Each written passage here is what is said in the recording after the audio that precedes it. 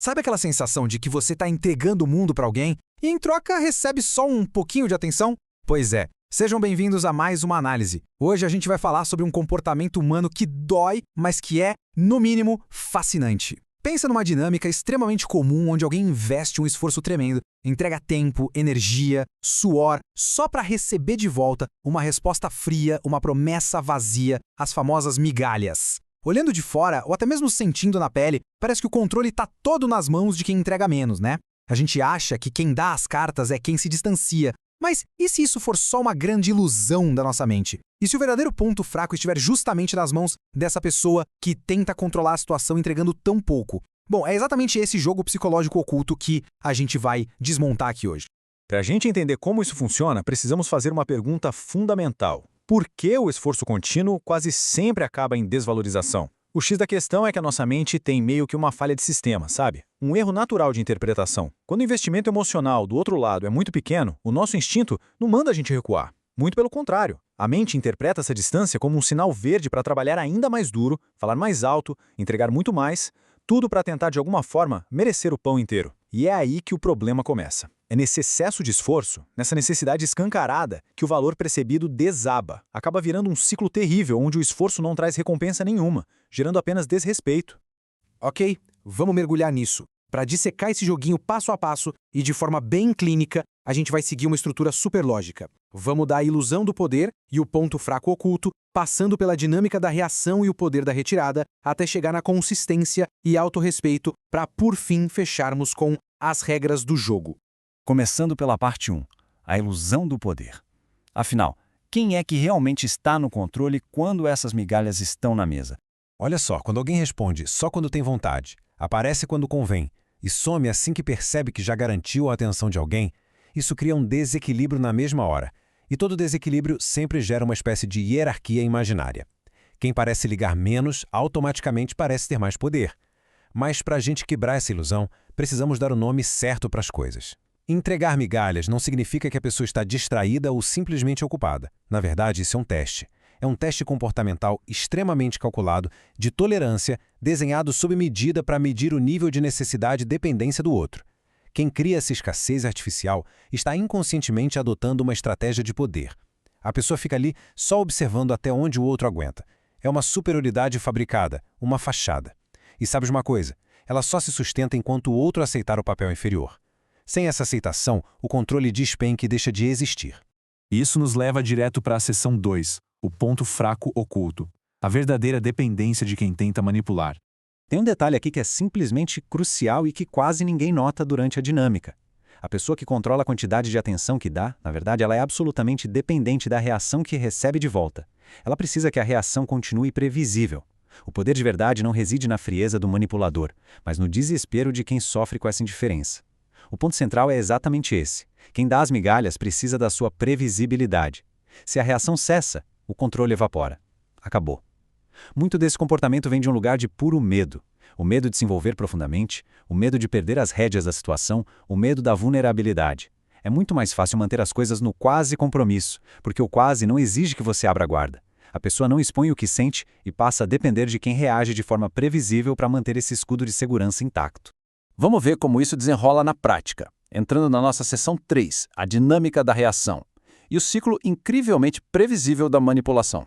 Você já parou para pensar por que é tão absurdamente difícil simplesmente virar as costas e ir embora? A resposta, por incrível que pareça, é pura biologia. Esse vai e vem, que a gente chama de reforço intermitente, cria picos de dopamina no nosso cérebro que são muito maiores do que uma presença constante e saudável faria. É a imprevisibilidade que cria o vício. O cérebro fica condicionado a buscar a próxima pequena validação. O ciclo funciona mais ou menos assim. Passo 1, a pessoa aproxima, demonstra aquele interesse. Passo 2, ela afasta, some do radar. Passo 3, intensifica, volta com tudo para prender a atenção de novo. E aí passo 4, esfria, volta a entregar o mínimo absoluto. O que é fascinante e muito trágico também é que a dependência que se forma não é pela pessoa, mas pelo padrão em si. O cérebro vicia nessa montanha-russa. E entender que isso não tem nada a ver com o afeto, mas sim com um condicionamento psicológico clássico, é o seu primeiro grande passo para destruir a eficácia desse método.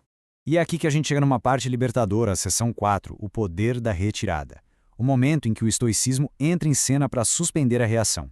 A filosofia estoica ensina uma regra que é brutal, mas que liberta de um jeito incrível.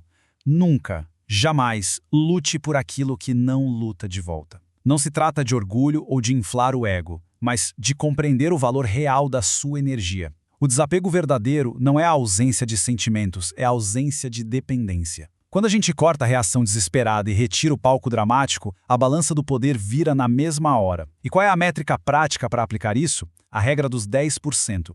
Frieza calculada, pura e simples. Se você recebe só 10% de esforço e atenção, você devolve exatamente 10%. A pessoa sumiu, a vida segue o curso normal.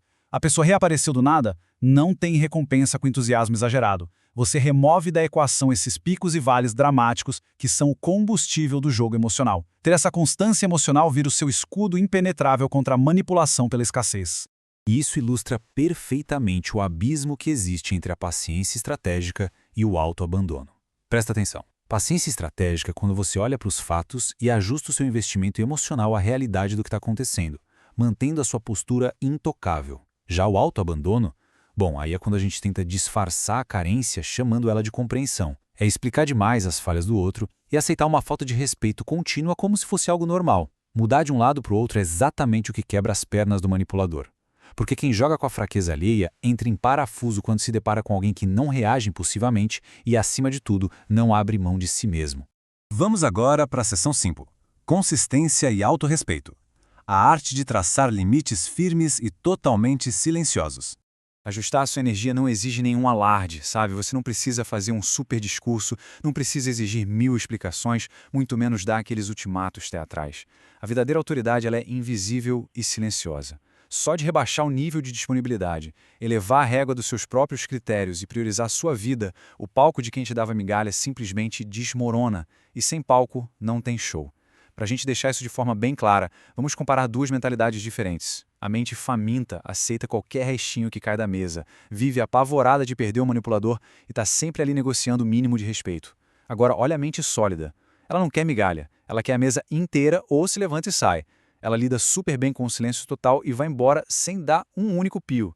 A mente sólida gera um respeito profundo justamente pela possibilidade genuína e inegociável de perda. Quem demonstra que não tem medo de perder a presença do outro é quem acaba ganhando todo o poder. E no momento em que você aplica essa postura de retirada e silêncio sólido, os resultados são imediatos. A primeira coisa que acontece é que quem manipulava sente uma incerteza que não estava no roteiro. O chão some. Aí começam as tentativas de testar os seus novos limites, talvez mandando uma mensagem solta ou dando um sinal mínimo só para ver se o seu desespero volta. Mas ao manter a sua postura intacta, a ilusão de controle desmancha de vez. É aí que as máscaras caem e as intenções verdadeiras se revelam. Ou o investimento do outro lado aumenta de forma considerável, ou a pessoa simplesmente se afasta para valer. E olha que interessante, nos dois cenários existe uma vitória absoluta para você. Porque de um jeito ou de outro, a dinâmica desequilibrada acaba.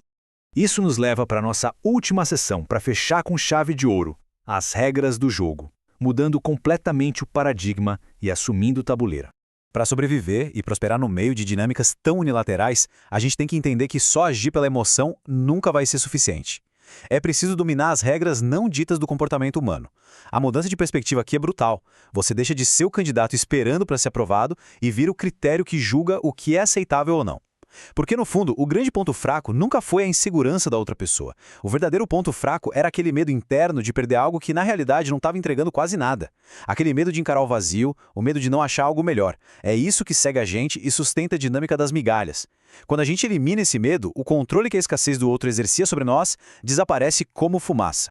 Agora, o que é realmente importante notar sobre essa transição é que o problema real nunca foi o esforço que você colocou. O problema é desconhecer as regras reais de como a interação funciona. A pessoa pode dedicar um esforço gigantesco, ter as melhores intenções possíveis, ser absurdamente leal, e tudo isso vai falhar miseravelmente se os princípios do autorrespeito forem deixados de lado. Alguém que reconhece o próprio valor não se encolhe para caber no mundo de ninguém. Essa pessoa se mantém inteira, firme, e apenas observa quem tem disposição e capacidade para alcançá-la. Deixa eu te fazer uma pergunta antes de você fechar esse vídeo. Você já sentiu que trabalha mais do que todo mundo ao redor, mas os resultados não aparecem do jeito que deveriam? Você faz tudo certo, segue os conselhos, aplica o esforço e mesmo assim parece que alguém virou tabuleiro enquanto você não estava olhando. Eu sei como isso é. E a verdade que levei anos para entender, é que o problema nunca foi o esforço. O problema é que ninguém te ensinou as regras reais do jogo. As regras que os que vencem conhecem e jamais falam em voz alta. É exatamente por isso que eu escrevi o Código do Vencedor. Não é um livro de motivação, não tem frase bonita para você postar no story. É um manual cirúrgico, 10 capítulos que cobrem mentalidade, influência, disciplina, estratégia, dinheiro e liderança, com a profundidade que nenhum guru de internet vai te dar de graça. Quem leu já na primeira semana me disse que foi como alguém finalmente acender a luz num quarto que estava escuro há anos. O link está na descrição. Agora, não amanhã, porque amanhã você vai esquecer, a vida vai te engolir e daqui a 6 meses você vai estar exatamente no mesmo lugar que está hoje, fazendo as mesmas perguntas. Clica na descrição, o Código do Vencedor. Vai lá. A escolha, no fim das contas, está sempre posta à mesa. A gente vai continuar investindo a nossa energia onde a recompensa é um silêncio imprevisível, ou a gente vai assumir de vez as regras da solidez emocional e da influência verdadeira. O poder de ter a coragem de levantar e parar de aceitar o mínimo é, sem dúvida, a habilidade mais transformadora que podemos desenvolver. Muito obrigado por acompanhar mais esta análise e a gente se vê na nossa próxima jornada de conhecimento.